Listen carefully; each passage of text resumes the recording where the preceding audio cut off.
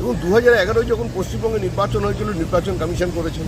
2014 নির্বাচন, 2019-এর নির্বাচন, 2021-এর নির্বাচন, 2024-এর নির্বাচন, তখন একবারও তৃণমূল কংগ্রেসের কথা বলে। কিন্তু আজ যখন ওখানে এসআইআর শুরু হয়েছে বিহারে, তখন মুখ্যমন্ত্রী আজকে বলছেন যে নির্বাচন কমিশন চোর, তৃণমূল কংগ্রেস বলছে। এখন মুখ্যমন্ত্রী যখন বিরোধী অবস্থানে ছিলেন, তখন তো 28 লক্ষ ভোটারের নাম বাদ গিয়েছিল, তখন একবারও বলেননি নির্বাচন কমিশন চোর। আজকে ক্ষমতায় এসেছেন, তখন বিরোধী অবস্থানে ছিলেন, তখন অনুপ্রবেশকারীদের তালিকা দেবেন বলেছিলেন, কাগজ ছুঁড়ে ফেলে দিয়েছিলেন স্পিকারের টেবিলে।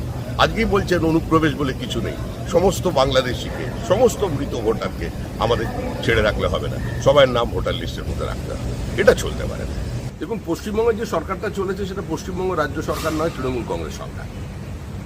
আর কেন্দ্রে যে সরকার চলছে সেটা বিজেপির সরকার নয়, এনডিএ সরকার নয়, ভারত সরকার।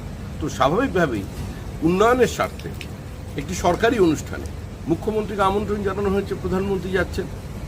আমরা অনুরোধ করব মুখ্যমন্ত্রীকে এই অনুষ্ঠানে আসতে, এই উদ্বোধন অনুষ্ঠানে তিনিও থাকবেন প্রধানমন্ত্রীর সঙ্গে। বিরোধীদের জায়গা তো বিরোধীরা আছেই, তবে পশ্চিমবঙ্গে তো আমরা কোনো সময় ডাক পাই না। মুখ্যমন্ত্রী সরকারি টাকায় যে প্রশাসনিক বৈঠকগুলো করেন, ওগুলো তৃণমূলের স্বভাব হয়ে যায়। ওখানে কোনো বিজেপি বিধায়ককে আমন্ত্রণ জানানো হয় না। আর আমাদের যেটা সংস্কৃতি, সেটা হচ্ছে সবাইকে নিয়ে চলা, যুক্তরাষ্ট্রীয় ব্যবস্থা।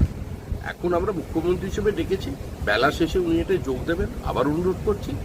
এরপরে উনি ডাক পাবেন 2026-এর এই সময়, তবে বিরোধী নেত্রী হিসেবে, মুখ্যমন্ত্রী হিসেবে নয়।